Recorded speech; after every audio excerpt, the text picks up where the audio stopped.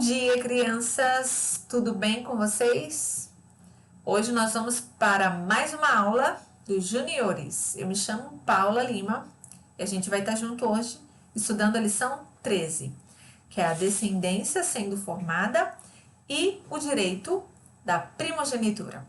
Primeira coisa que nós vamos fazer agora é orar.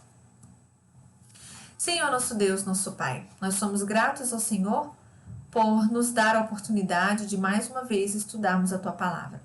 Que o Senhor nos dê entendimento, que o Senhor traga paz e alegria ao nosso coração neste dia. Em nome de Jesus, amém. Amém. Bom, eu queria que vocês pegassem a Bíblia de vocês agora nesse momento, dá uma pausa aí no vídeo, corre lá, se você não pegou sua Bíblia ainda, corre lá.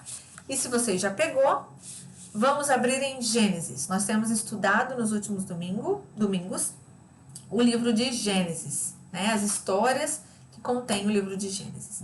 Então, eu queria que vocês abrissem Gênesis 1:1, que é um versículo muito conhecido de todos nós. E depois a gente vai ler o capítulo 3, versículo 15. Então, Gênesis 1:1. Vamos ler juntos? No princípio criou Deus os céus e a terra. Agora, Gênesis 3:15. Porém, inimizade entre ti e a mulher, entre a tua descendência e o seu descendente. Este te ferirá a cabeça e tu lhe ferirás o calcanhar. Esse também é um versículo que vocês já ouviram por vários domingos, não é mesmo? Então, a gente sabe que a Bíblia conta várias histórias, não é mesmo? Várias histórias. E qual é a grande história da Bíblia? Aonde ela começa? Todas essas histórias da Bíblia, juntas, elas formam uma única história. Uma grande história, uma meta-história a respeito de alguém. E nós sabemos quem é, e você sabe quem é. De Jesus Cristo, o Messias, aquele que viria, aquele que era o prometido, como a gente acabou de ler em Gênesis 3:15. E nesse quadro que vocês estão vendo aí, criação, queda, redenção e consumação, nós podemos observar o quê? Que nós estamos vivendo depois do cumprimento dessa promessa de Gênesis 3:15. Ou seja, bem ali, ó, entre a redenção e a consumação. Deixa eu ver se dá para pôr a setinha aqui, ó. Tá vendo aqui, ó? A gente vive mais ou menos nesse período. Entre a redenção e a consumação. Então, a gente sabe que a redenção foi quando Jesus nasceu e morreu, né? Passaram todos os anos até que ele morresse. Então, até Jesus nascer, aconteceu muita coisa. E várias histórias, ou seja, nós conhecemos a história da criação, depois a história da queda, o que houve na queda, a corrupção do gênero humano, e depois o cumprimento da promessa na redenção, quando o Messias viria para nos salvar. Então, são várias histórias. E, juntas, elas nos ensinam sobre o dia em que Jesus viria. E vamos lembrar nos últimos domingos. Quais as histórias, então, que nós já estudamos até aqui? Lembram comigo? Então, pense aí, ó, leia aí comigo. A criação, estudamos a história de Adão e Eva, a queda, o dilúvio, Torre de Babel. E nesses últimos domingos, temos estudado sobre Abraão e Isaac. E a promessa que Deus fez a Abraão. Promessa que Deus disse a Abraão que faria. Prometeu um descendente e Deus cumpriu mandando Isaac. E nós vamos dar uma olhada agora na nossa linha do tempo. Acho linda essa linha do tempo. Ela não está completa aí ainda, mas já ela vai estar completa. E na nossa linha do tempo? A gente caminhou nesse comecinho aí, ó, Adão, o pecado, Noé, até a gente chegar na história de Abraão e Isaac. Tá vendo aí? Isaac e Jacó. Então, a gente ainda vai caminhar bastante até a gente chegar na história de Jesus. E até lá nós vamos aprender muito e perceber como as promessas de Deus vão se cumprindo ao longo de toda a Bíblia. E é tão importante a gente estudar sobre a linha do tempo. Isso vai clareando a nossa mente em tantos aspectos, né? Então, a gente aí parou aqui nessa linha do tempo, tá até Saul, Davi e Salomão. Mas depois a história vai continuar e a gente vai continuar acompanhando a nossa linha do tempo. Tem muita coisa pra gente aprender, muita coisa boa, importante pra gente aprender. Eu queria fazer uma pergunta pra vocês, então. Vocês têm irmãos? Você tá aí sentado do lado do seu irmão? Você é mais velho ou você é mais novo? Você tem uma irmã ou você tem um irmão? Me diz aí. Não dá, né, pra vocês me falarem. Quando a gente encontrar pessoalmente, quem sabe você vai me contar, né? Então, quem que é o mais velho? Agora, outra pergunta. Acontecem umas brigas entre vocês de vez em quando? Hein? Ou vocês vivem em paz o dia inteiro? Acho que não, né? É difícil. Eu sei que é difícil. É difícil porque a gente é pecador, a gente sabe disso. E a gente é egoísta às vezes. E queremos que os nossos desejos sejam feitos e cumpridos na hora que a gente quer, do jeito que a gente quer, né? Então por isso que acontecem muitas brigas entre os irmãos. Mas eu sei que vocês se amam também muito. Vocês brincam juntos também, não é? Não é verdade? Bom, eu tenho 5 irmãos. Isso mesmo. 5 irmãos. 3 irmãs e 2 irmãos. Sim, nós somos em 6, uma família grande. E eu sou a número 4.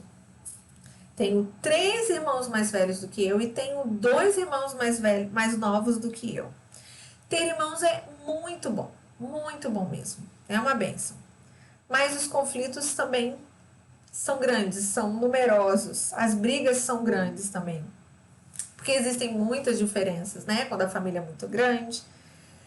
Mas as brigas acontecem principalmente quando nós somos o quê? Crianças, não é? E eu tenho certeza que você já ouviu muito dos seus pais. Você precisa amar o seu irmão. Vocês têm que parar de brigar. Vocês são crianças de Jesus. Ele mora no coração de vocês. Vocês precisam parar de brigar, parar de ficar provocando um ao outro. Já ouviram isso, não já? Eu já ouvi muito. E eu também falo isso para os meus filhos. E isso é verdade, a gente tem que falar isso para os nossos filhos mesmo. Agora, se você é um irmão ou uma irmã mais velha, com certeza você já ouviu também essa frase. Olha, você tem que proteger o seu irmão, viu? Tem que proteger a sua irmã. Não deixa ninguém fazer maldade com ela. Não deixa ninguém fazer maldade com ele. Não deixa ninguém bater nele. Já ouviu isso, não já? Você é mais velho, tem que cuidar, tem que amar, tem que ajudar. Não é mesmo? Tem que ajudar o seu irmão. Coitado, ele é mais novo. Já ouviu isso, não já? Isso é verdade, gente. O irmão mais velho tem mais responsabilidades. Eu sei disso, tem mais responsabilidades. Mas por quê? Talvez porque ele entenda melhor algumas coisas.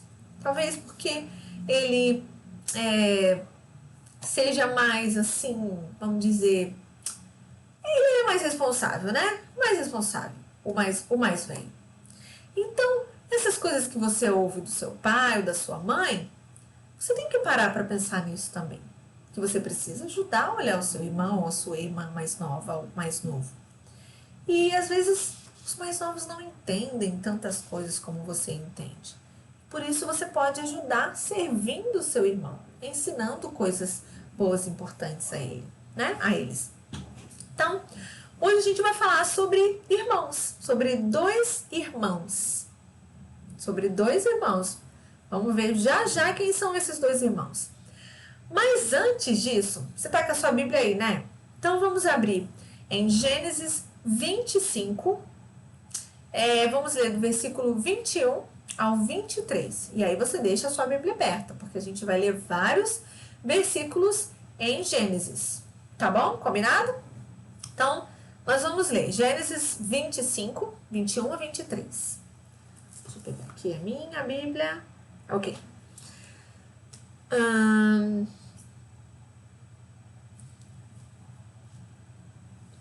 Isaac orou ao Senhor por sua mulher, porque ela era estéril.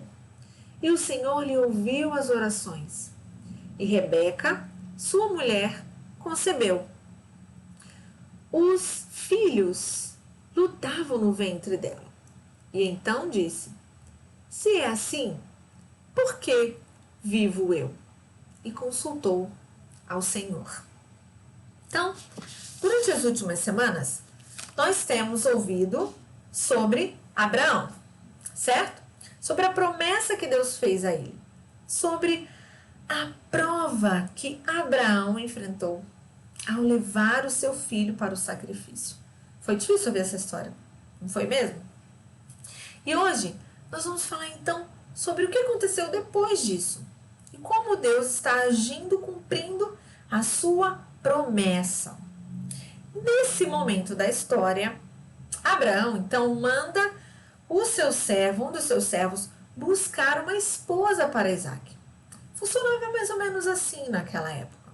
Então, o seu servo foi buscar uma esposa para o seu filho, para o Isaac, filho de Abraão.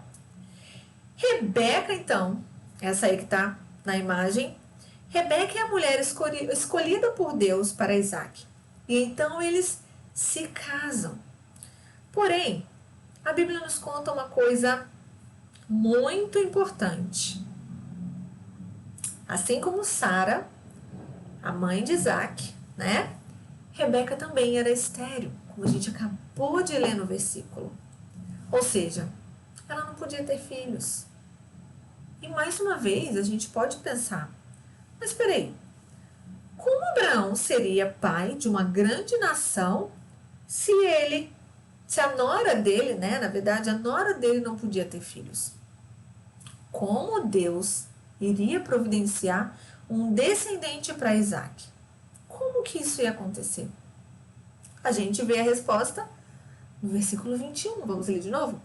Isaac orou ao Senhor por sua mulher, porque ela era estéril, e o Senhor lhe ouviu as orações. E Rebeca, sua mulher, concebeu. A Bíblia diz que Isaac orou pela sua esposa. Ele tinha fé em Deus. Olha, passaram muitos anos depois que eles se casaram. Até eles perceberem que ela era estéril e não iria dar filhos a Isaac. Passaram muitos anos. Mas Isaac teve fé. Ele tinha fé de que Deus ia dar um filho a eles. E Deus ouviu a oração de Isaac. Ela então engravidou. E ela concebeu. E olha o mais interessante. Ela concebeu gêmeos. Ela engravidou de gêmeos, gente. Agora, qual dos dois daria continuidade à família de Abraão e Isaac? Isso que nós vamos ver nessa aula de hoje. Mas olha só, desde o ventre materno, nós podemos ver a escolha soberana de Deus para a descendência de Abraão e para a semente da mulher. Lembra lá em Gênesis, quando lá no jardim, o texto que a gente já leu também, 3:15, lá no jardim do Éden, ele promete que viria aquele que esmagaria a cabeça da serpente. Então é a continuidade da descendência, lembram? E assim conforme essa descendência, a história vai acontecendo, o Messias virá. Bom, mas por que eu disse desde o ventre materno, desde a barriga da Rebeca? Porque olhem só o que diz o versículo 22. Os filhos lutavam. Isso mesmo que vocês ouviram. Os filhos lutavam no ventre dela. Então, ela diz: se é assim, por que vivo eu? E consultou ao Senhor. Então, ela consultou ao Senhor.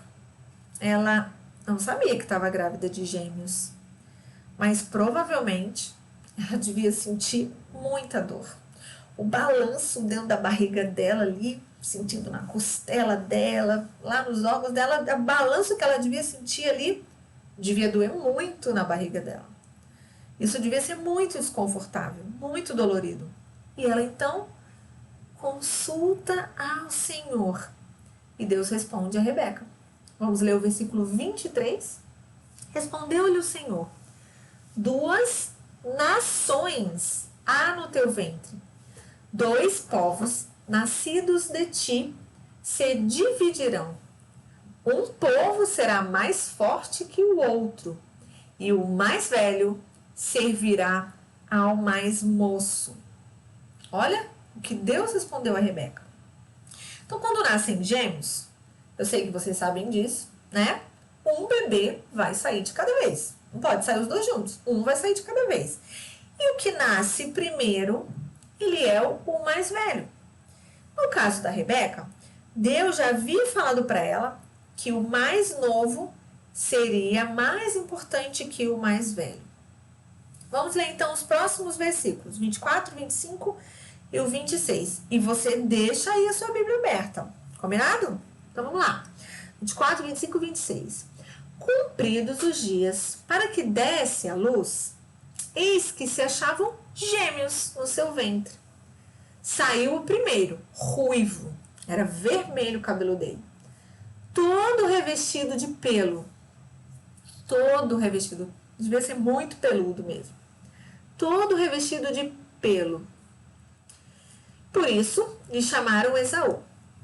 Depois nasceu o irmão, segurava com a mão, imagina, segurando a mão do irmão dele, um bebezinho, segurava a mão com a mão o calcanhar de Esaú. Por isso lhe chamaram Jacó. Era Isaac de 60 anos quando Rebeca lhes deu a luz.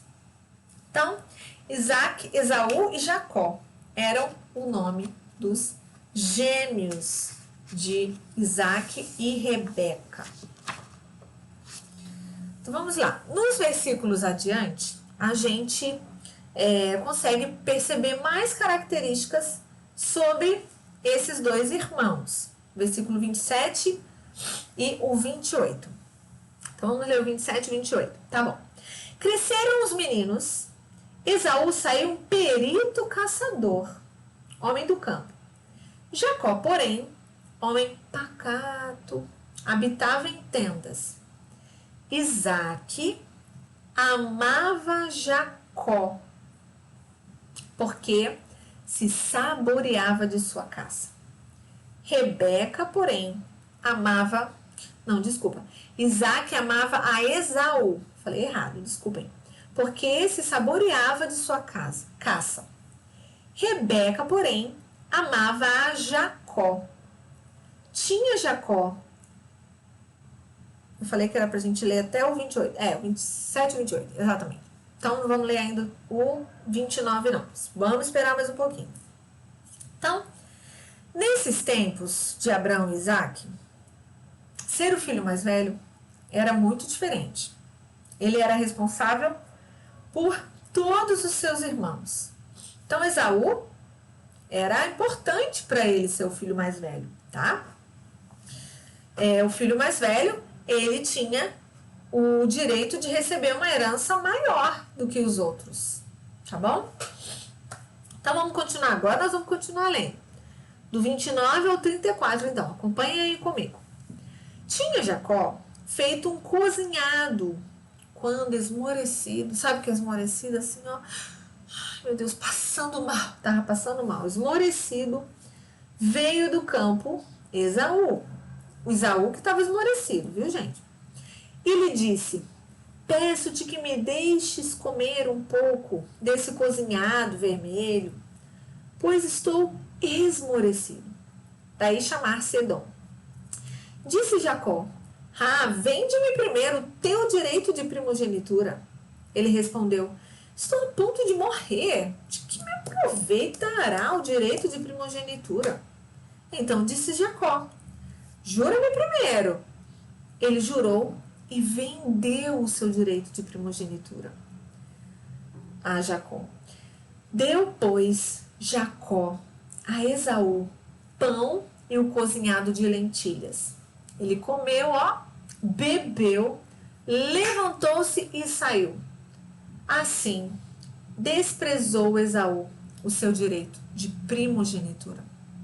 Olhem só, gente, como eu falei, naquela época, seu filho mais velho Era muito diferente, era muito importante. Ele era responsável por todos os irmãos. Ele recebia a herança maior. Ele tinha privilégios e responsabilidades diferentes. O filho mais velho recebia o que eles chamavam do direito da primogenitura, como a gente acabou de ver aí. E as heranças naquela época incluíam pedaços de terra, dinheiro, animais e etc. Ele era considerado o cabeça da família. Eram muitas bênçãos para o filho mais velho naquela época. E olha como a gente acabou de ler, Esaú desprezou o seu direito de primogenitura, porque estava tão apressado para comer, estava passando mal, estava tão apressado para comer o cozinhado vermelho, que ele chamou assim, né, o que o Jacó estava cozinhando. Ele não deu muita importância ao que o Jacó estava cozinhando. Afinal de contas, ele era o caçador, né? E ele devia cozinhar muito bem, porque diz que o Isaac amava o Esaú, porque ele cozinhava bem, né? Cozinhava, amava saborear suas caças. Então ele devia ser um bom cozinheiro. Então ele falou: esse cozinhado vermelho aí, dá isso aí que eu tô precisando comer.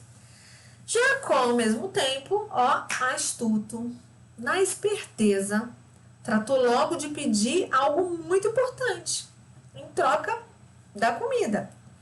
E Esaú concordou, comeu, bebeu, se levantou, saiu e desprezou ser o filho mais velho. Mas olha, segundo Deus havia falado para Rebeca, o mais novo, lembrem, o Jacó, o mais novo, seria o escolhido de Deus para receber a bênção. Jacó receberia todas as promessas que Deus havia prometido a seu pai Isaque e seu avô Abraão.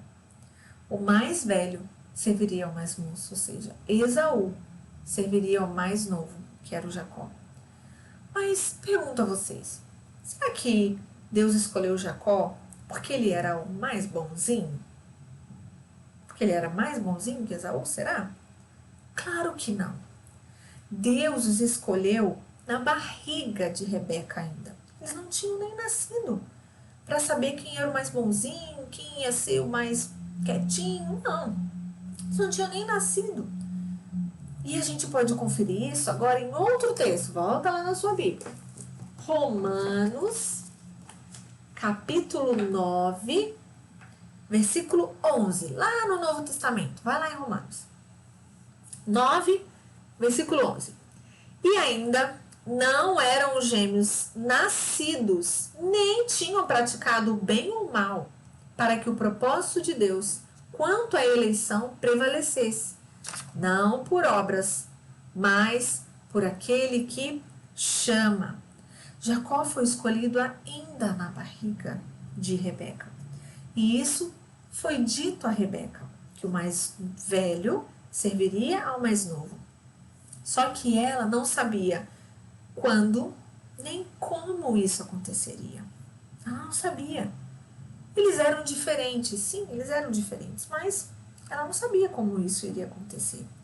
Vou mostrar para vocês agora um quadro onde a gente pode dar uma resumida e perceber as diferenças entre eles. Então vamos lá. Esaú e Jacó eram diferentes. Olha aí comigo. Esaú era favorito de Isaac, Jacó favorito de Rebeca. Esaú, filho mais velho, Jacó, filho mais novo. Esaú era cabeludo, né? Tinha muito pelo. Jacó segurou o calcanhar do irmão ao nascer. Esaú era ruivo. Esaú era caçador. E Jacó habitava em tendas.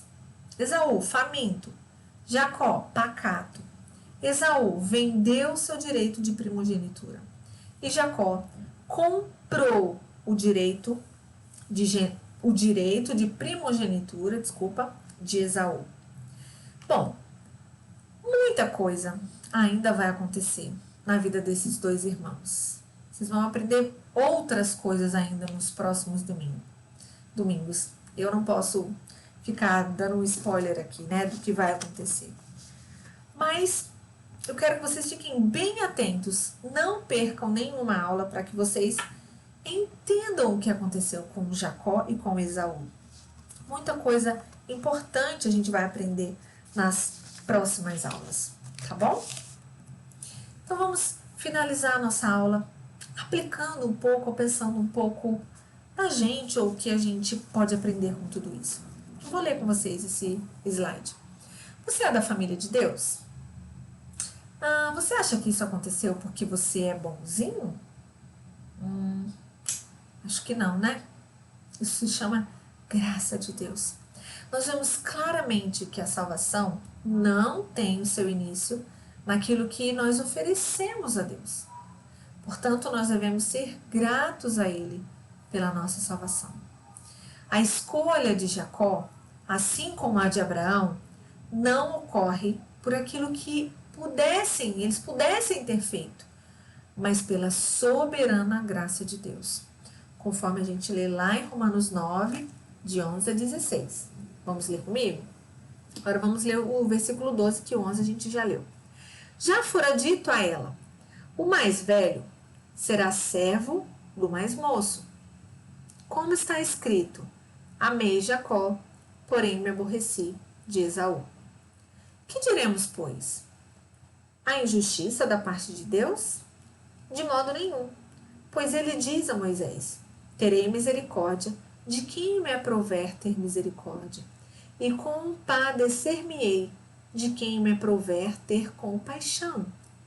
Assim, pois, não depende de quem quer ou de quem corre, mas de usar Deus, a sua misericórdia. Deus é soberano e Ele conduziu a história dessa família, assim como Ele conduz a nossa história também. E nós precisamos crer nisso. Aprendemos aqui que, como Isaac, nós devemos orar pelas causas impossíveis aos nossos olhos. Aos olhos deles, eram impossíveis. Quantos anos eles eram casados antes dela engravidar dos gêmeos, não é mesmo? E ao contrário de Esaú, devemos valorizar o que Deus tem nos dado. Pode até parecer que as bênçãos são pequenas, né? Ou como está aí, por menores que as bênçãos sejam. A gente precisa valorizar e a gente precisa ser grato a Deus, porque o nosso foco não está naquilo que a gente recebe, mas nas coisas eternas.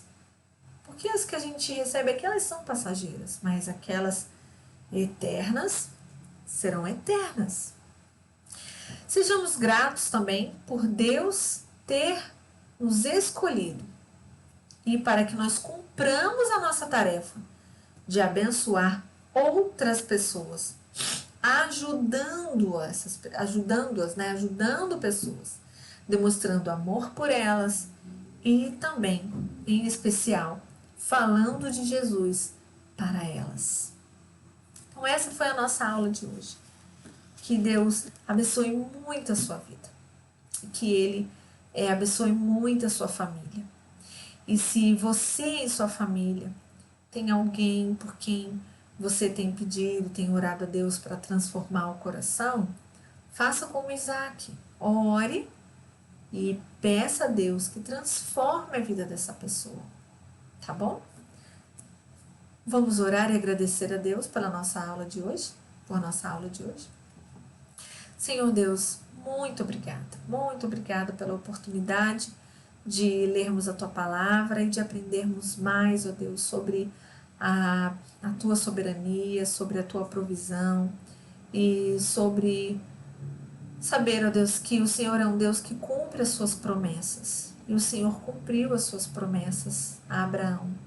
E por isso nós estamos aqui, ó Deus, como parte da família espiritual, ó Deus, da descendência, ó Deus, espiritual, daqueles que creram também em Jesus como nosso Salvador. Muito obrigada por isso, Pai. Obrigada pela vida de cada aluno, por cada família, e te peço que o Senhor dê a eles um bom domingo também. Em nome de Jesus. Amém. Gente, mais uma coisa. Nosso versículo de hoje. Em ti e na tua descendência serão abençoadas todas as famílias da terra. Gênesis 28, 14b. Para vocês memorizarem. esse versículo, essa fala, ela foi dita para Jacó. Em um determinado momento de Gênesis, que vocês vão ver mais lá para frente, mas Deus prometendo isso a Jacó, tá bom? Um grande abraço a todos vocês, tenham uma ótima semana. Tchau, tchau.